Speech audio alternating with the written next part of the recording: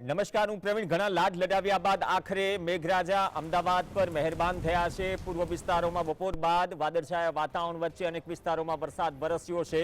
ઘણા લાંબા સમયથી કાગડોળે રાહ જોવાઈ રહી હતી. ભારે બફારાના કારણે, ગરમીના કારણે દ્રશ્યો સાથે પણ જઈએ. અમદાવાદમાં અનેક વિસ્તારોમાં વરસાદ વરસી રહ્યો છે. શહેરીજનો ઘણા દિવસોથી અસહ્ય ગરમીથી ત્રસ્ત હતા, રાહ જોઈ રહ્યા હતા. વરસાદની હવામાન વિભાગે આગાહી કરી છે અને ઓરેન્જ એલર્ટ પણ આપ્યું છે.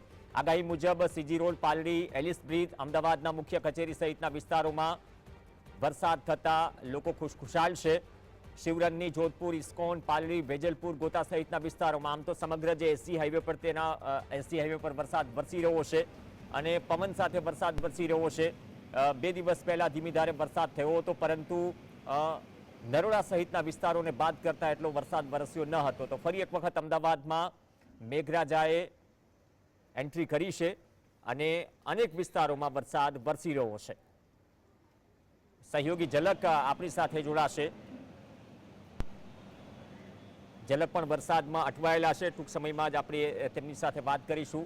પરંતુ અમદાવાદના મોટાભાગના વિસ્તારોમાં ગરમીથી રાહત આપતો વરસાદ, અનેક વિસ્તારોમાં વરસાદ વરસી રહ્યો છે. એક તરફ પ્રી મોન્સૂનની કામગીરી ચાલી રહી છે, ઘણી જગ્યાએ ખાડા ખોદાયેલા છે.